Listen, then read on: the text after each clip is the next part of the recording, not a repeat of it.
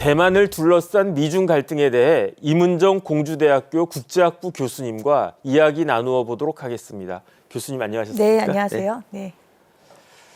그 트럼프 행정부가 최근 네. 대만을 계속 지지하면서 힘을 실어주고 있는 것 같습니다. 특히 국무부는 네. 홈페이지에 있었던 문구, 어떤 문구였느냐? 대만의 독립을 지지하지 않는다. 이런 문구까지 삭제했다면서요. 네. 이게 이제 그 미국 국무부 웹사이트에 이제 들어가시면 우리 다 보실 수 있는 그 공개된 문구인데요.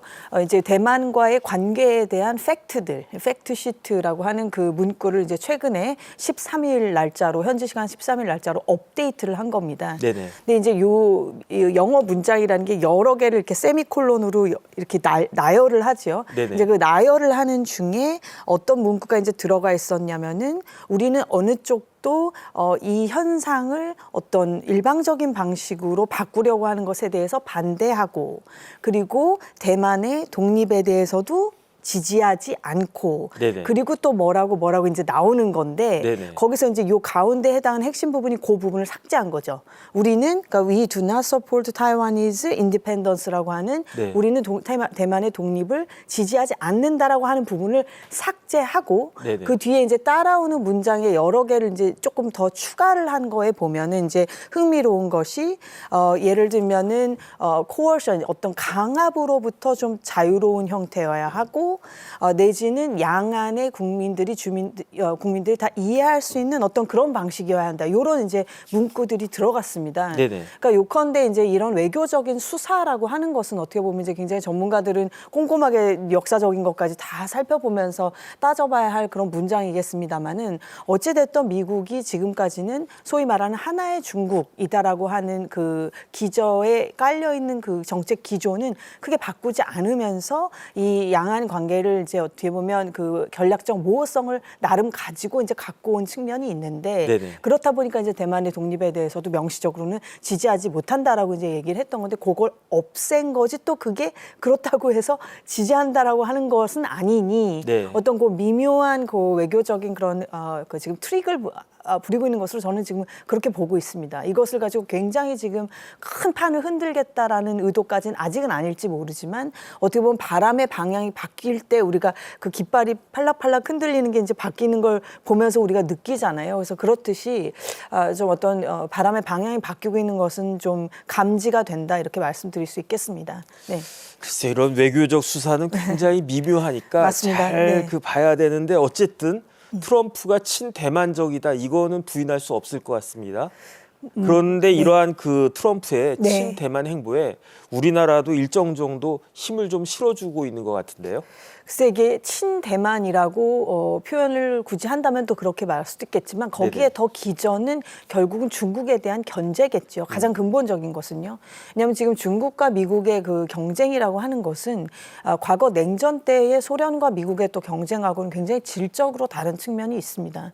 그러니까 과거 이제 소위 말하는 이념을 화두로 해서 자유주의 진영과 공산주의 진영이 체제에 대한 어떤 경쟁을 벌였었고, 그리고 그 요즘에 이제 뭐 그 딥시크가 나오면서 소위 스푸트니크 쇼크가 다시 재현하고 있다, 뭐 이런 언론에서도 그렇게 회자를 하기 때문에, 그 스푸트니크가 뭐였었지 아마 이렇게 기억하시는 분들도 있을 텐데, 그건 인공위성이었었죠. 그렇죠. 네, 그래서 그게 이제 굉장히 미국한테 쇼크를 줬던 사건인데, 딥시크가 뭐 그에 준한다 뭐 이런 평가도 있듯이, 요컨대 이제 그냥 단지 핵무기를 누가 더 많이 갖고 있어?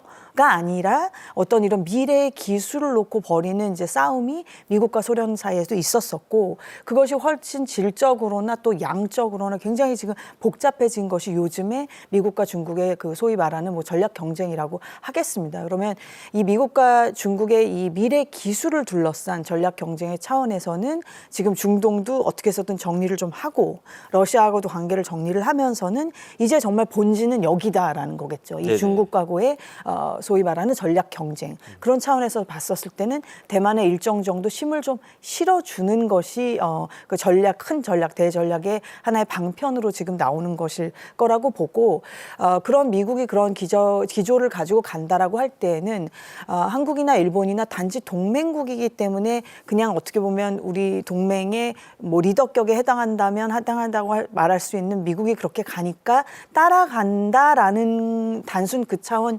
이상으로 대만 해협에서 사실 무슨 일이 벌어진다라고 하면은 이건 일본은 진작에 대만 해협의 유사 사태는 우리에게도 유사 사태다. 이거는 같은 선상으로 보고 있었고 우리도 이게 당연히 강 건너 그 불구경일 수가 없죠. 그렇죠. 당장 이제 병력이 이동을 해야 될 것이고 네네. 그렇게 됐었을 때에 북한과 지금 접경하고 있는 우리 입장에서는 이게 어떻게 또 변수가 또 발생할 수도 있는 것이기 때문에 그런 차원에서는 지금 팀워크를 다시 한번 다지는 차원에서도 좀 미국과 보조를 맞춰야 된다. 이것이 반드시 물론 우리가 뭐 반중국이라든지 중국을 적대시하거나 그러려는 것은 아니겠으나 당분간은 조금 이런 팀워크를 서로 조율하는 그런 행보를 보일 수밖에 없지 않나 그렇게 보고 있습니다. 네. 그런데 중국은 대만을 독립국으로 인정하지 않잖아요. 그게 이른바 하나의 중국 정책인데 하지만 뭐 저희 어렸을 때 중국 대사관이 사실은 대만 대사관이었어요. 그러다가 이제 한중 수교를 하면서 이제 중국이 들어온 건데 이와 같이 우리들한테 있어서는 중국과 대만은 엄연히 다른 나라란 말이죠.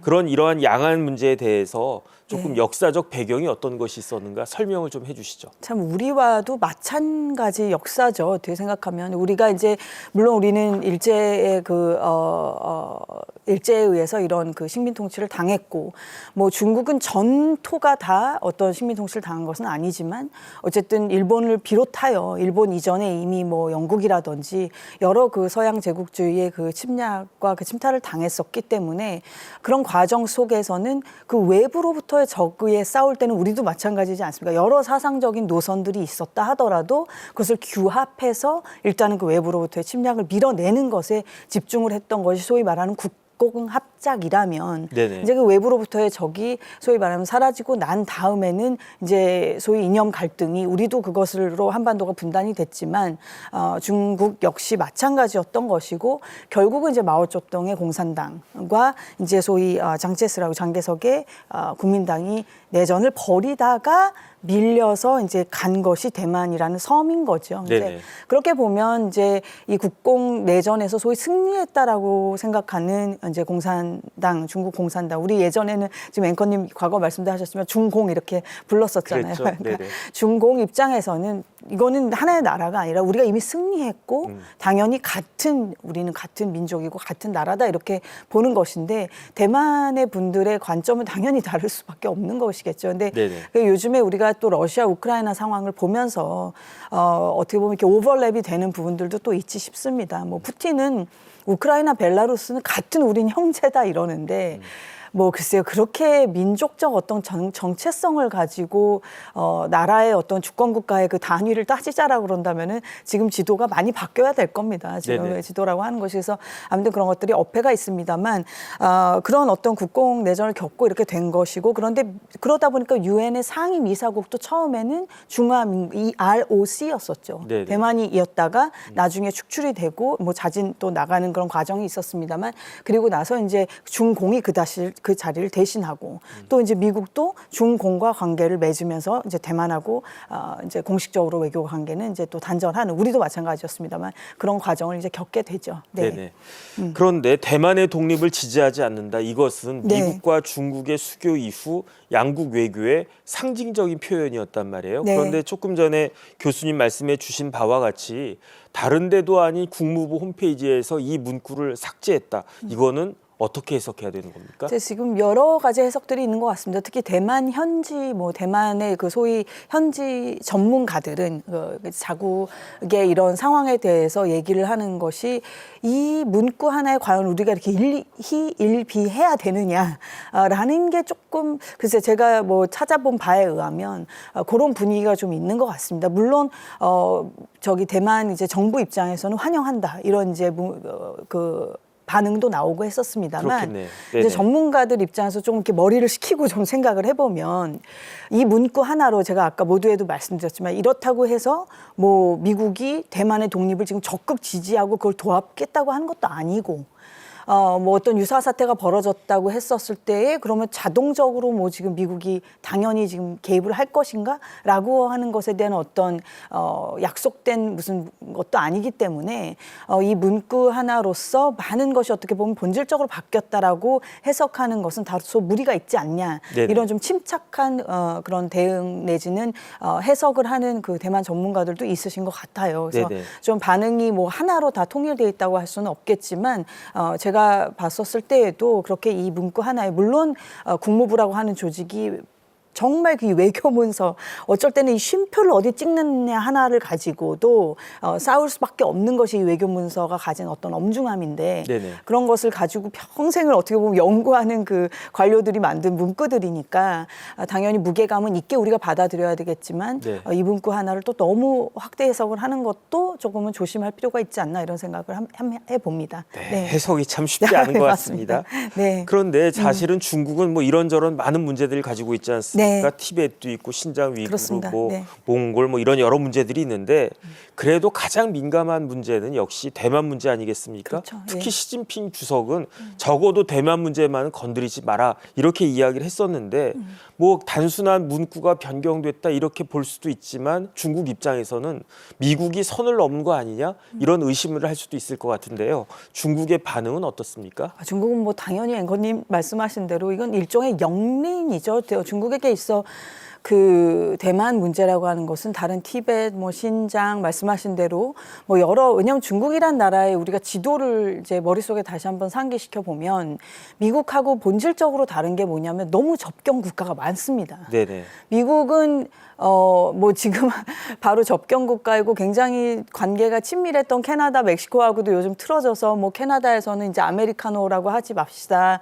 차라리 뭐 캐나다 이름을 붙인 커피 이름을 마십시다. 이럴 정도로 지금 국민들이 감정이 안 좋다라고 하는데 미국에 대해서 그렇지만 어쨌든 캐나다나 멕시코나 미국의 어떤 존폐를 위협할 정도의 그런 위협적인 상대들은 아니죠. 네네. 근데 그에 비해서 중국은 너무 지금 접경하는 나라가 너무 많습니다. 아. 그리고 해안선이 짧고요. 네네. 해안선이 이제 미국하고 비교했을 때 미국은 대서양 쪽도 있고 태평양 쪽도 있고 또 남쪽으로도 있지만 네네. 중국은 우리랑 마주보고 있는 요 정도에서 이제 남중국해 정도까지지 않습니까? 이 네네. 해안선이 짧다는 것은 방어적 차원에서 봤었을 때 크게 좋은 일이 아닐 수도 있고 공격적 차원에서 봤었을 때는 불리할 수도 있고 특히 무역을 생각했을 때 더 그렇고 네. 그럼 대만이라고 하는 나라가 아까 앞서 말씀드린 역사적인 차원에서 나라라고 인정할 수 없고 우리는 하나의 중국이고 여기만큼은 건드리면 안 되라고 하는 게 어떤 그런 역사적 정체성과 관련된 것도 있지만 이 해안선을 놓고 봤을 때 여기가 막히면 안 되죠. 네네. 중국 입장에서도. 네네.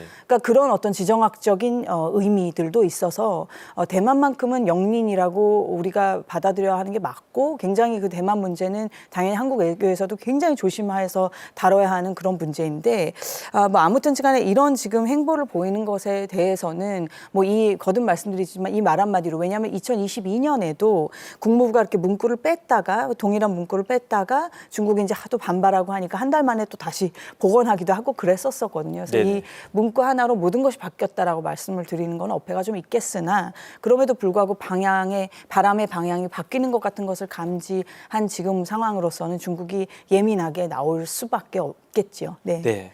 반대로 뭐 대만은 좋아할 것 같아요. 특히 지금 총통이 라이칭더 아니겠습니까? 라이칭더가 친미, 그다음에 무엇보다도 대만의 독립을 강조하는 그런 사람인데 다시 말해서 원차이나 폴리시에 정면적으로 반발하는 그런 사람이잖아요. 그 라이칭더 총통은 어떤 사람입니까? 그래서 이제 우리가 작년이 참 선거의 해라고 했던 해입니다. 2024년이 정말 선거가 많았었죠. 굵직굵직한 선거들이. 그리고 우리나라 입장에서도 굉장히 중요한 나라의 선거들이 많았었는데 그 첫 포문을 열었던 게 대만 총통 선거였었습니다. 1월 달에. 네네. 그때 이제 라이칭더가 당선이 됐었고 근데 이제 대만이라는 나라의 상황이 그 사회의 상황이라고 하는 것이 우리랑도 굉장히 겹쳐 보이는 것이 있는 게 아무래도 이제 이런 분단국가 상황이기 때문에 그 정체성 을 가지고 굉장히 이제 좀 양극화가 있지요. 여기도 우리도 마찬가지지 않습니까? 우리도 뭐 사실 어떻게 보면 경제적인 정책이나 이런 부분보다도 가장 본질적인 데는 결국 북한을 어떻게 볼 것이냐. 그렇죠. 라는 것으로 갈라지듯이 여기도 마찬가지고 그런 차원에서 이제 대만도 이렇게 지금 소위 중국하고 여러 경제적인 관계는 너무나도 깊어졌지만 그럼에도 불구하고 여전히 그 정체성이 다른 그런 하나의 또 다른 그 위협의 대상이라고 보는 그 젊은이들이 많고 네네. 그러다 보니 그런 인구의 어떤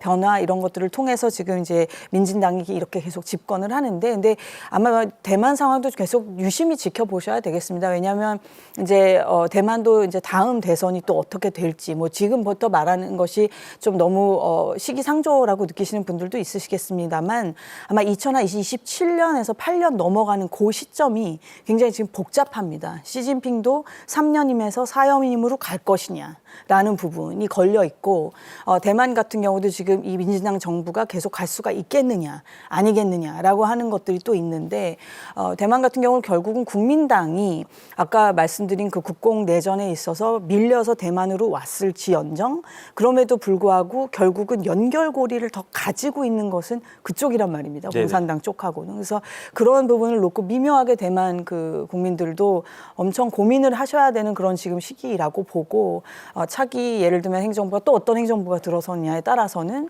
뭐 많이 또 바뀔 여지도 없지 않다 이렇게 보고 있습니다. 네. 네.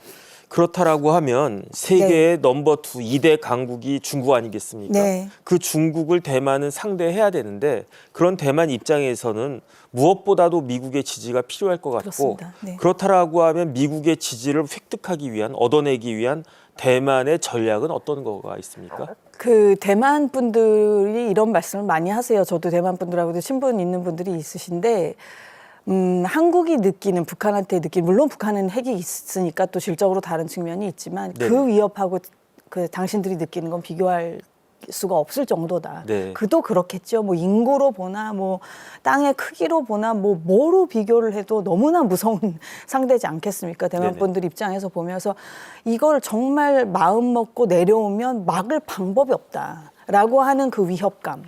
그러면 이 작은 섬을 어떻게 우리는 지켜야 하며 설사하니 이 섬을 버릴지언정 그럼 우리 대만인들은 어떻게 해서 계속 생존할 것인가 이것은 그들에게서 굉장한 어떻게 보면 근원적인 질문이고 그것을 잘 드러내는 그 근원적 질문을 잘 경제적으로 기술적으로 승화한 기업이 TSMC라고 봅니다. 이거는 뭐 저뿐만 아니라 많은 그 분들이 그렇게 보실 거고요.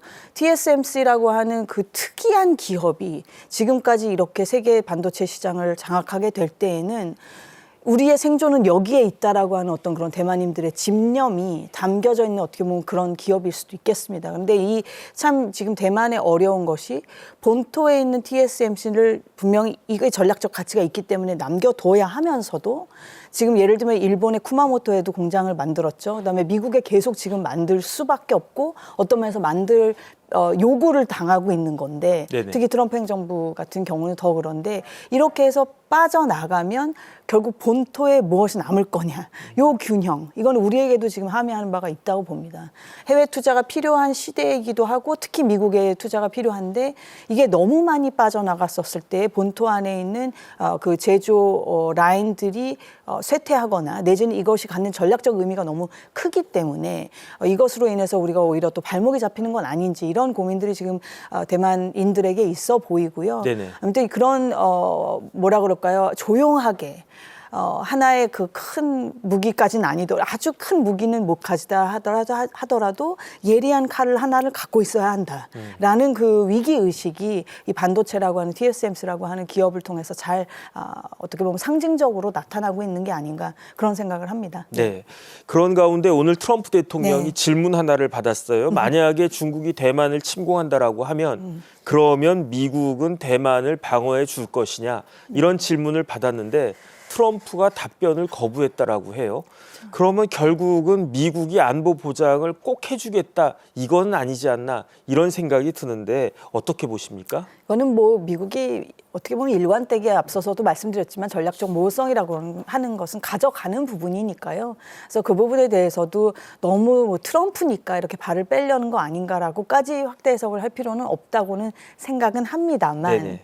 최근 이제 그 우크라이나 전쟁의 그 종전 상황을 가져가려는 데 있어서 푸틴과의 이렇게 나누는 대화들이라든지 아니면 안보리에서 당장 뭐 총회 결의안에는 있었던 그 어그레션, 그 침략이라고 하는 문구를 반대해서 안보리에선 따로 한다든지 이런 어떻게 보면 그 국제적인 어떤 규범이나 질서를 미국이라고 하는 누구보다 그것을 지켜오려고 했고 또 만들어 왔다라고 했던 국가가 좀 스스로 이걸 무너뜨리고 있는 것 같은 행태를 볼 때 대만뿐만이 아니라 사실 동맹 국가들 유럽 동맹 뿐만이 아니라 뭐 한국이나 일본에게도 좀 시사하는 바가 있기 때문에 이런 부분에 대해서는 좀 힘을 합쳐서 사실 미국을 설득하는 것도 필요한 시점이 아닌가 이런 생각을 해봅니다. 네. 네. 그런데 사실은 미국도 대만이 중요하잖아요. 그럼요. 대만의 네. 위치, 지정학적인 네. 그런 측면도 있고 그다음에 뭐 반도체, TSMC 조금 네. 전에 말씀하셨지만 반도체를 비롯한 경제적 그러한 측면들도 있고 네. 그런데 많은 사람들이 걱정하는 것 중에 하나가 트럼프의 지금과 같은 어떻게 보면 좀 이례적인 이전과 다른 행보가 오히려 중국을 자극해서 대만을 위험하게 할 수 있다.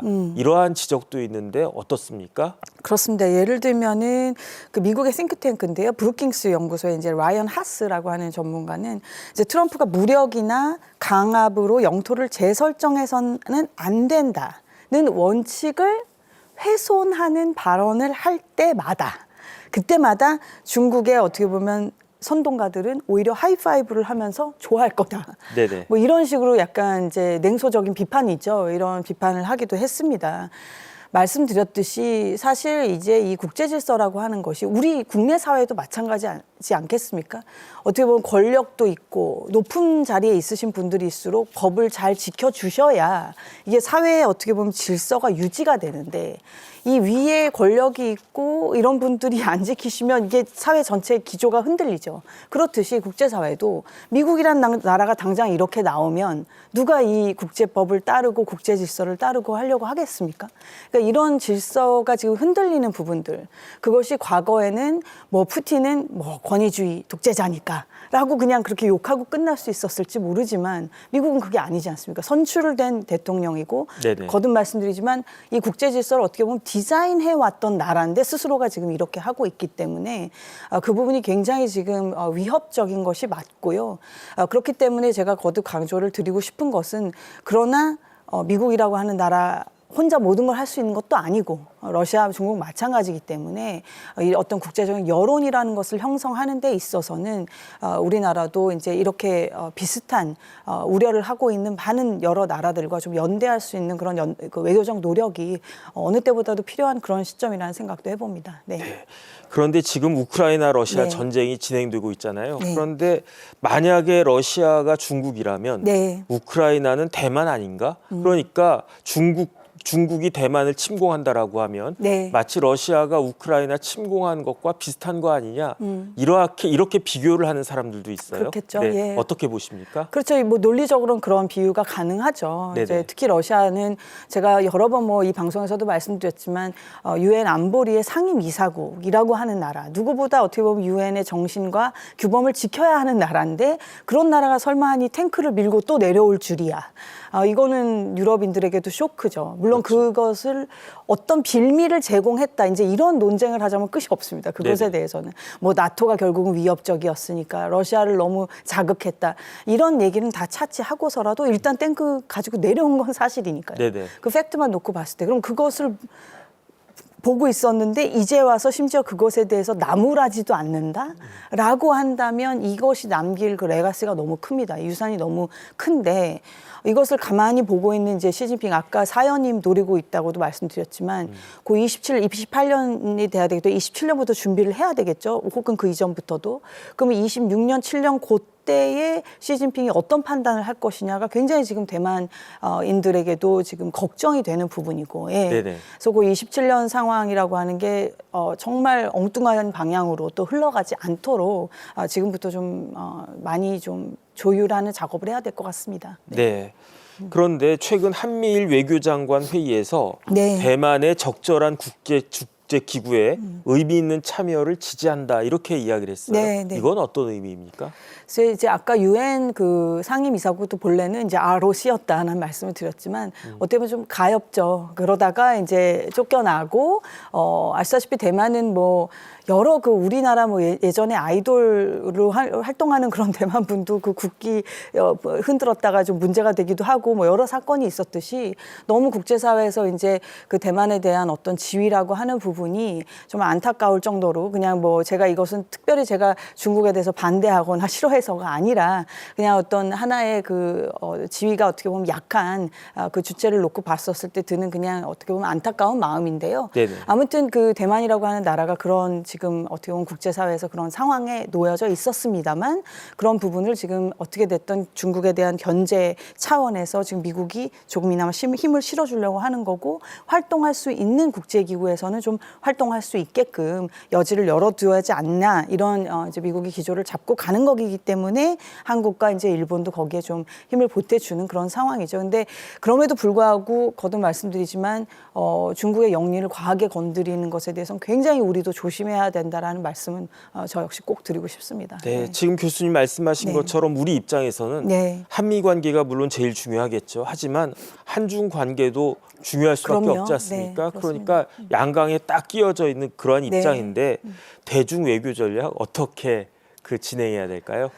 지금 어쨌든 미국은 러시아랑은 이게 또 영원한 친구가 되는 것도 아니겠지만 네네. 다시 이제 좀 화해 무드로 가져가면서 중국과 이제 본진 대결은 여기다 지금 이렇게 어프로치를 하고 있다는 말씀을 드렸듯이 중국에 대한 어떻게 보면 견제는 계속 가져갈 것입니다. 그러나 그럼에도 불구하고 지금 이 정도의 지금 고도화된 자본주의 경제를 운영하고 있기 때문에 저는 어떤 그 초강대국들이 정말 아마겟돈을 이렇게 불러올 만한 그런 그 정말 서로를 다 파괴하는 그런 정도의 전쟁으로 가는 것은 서로 누구도 원하지 않을 거라고 생각합니다. 그래서 네네. 그런 부분에 대해서는 미묘한 그 줄타기가 앞으로도 계속 좀 당분간 진행이 될 텐데 우리는 뭐 중국하고 하루 이틀 그 이웃 관계가 아니죠. 뭐 수천 년 동안의 그 관계이기 때문에 그런 어떤 역사적 배경 속에서 그리고 또 중국에 대한 어떤 문화에 대한 또 존중도 있고 이런 부분들도 있기 때문에 아무튼 중국과의 관계에 대해서도 우리가 늘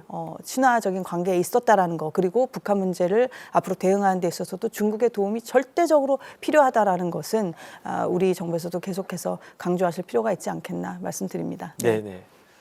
아무쪼록 신중한 기조로 균형점을 찾아가야 하는 그런 시기가 아닌가 싶습니다. 지금까지 도움 말씀에 이문정 공주대학교 국제학부 교수님이셨습니다. 교수님 감사합니다. 네, 감사합니다.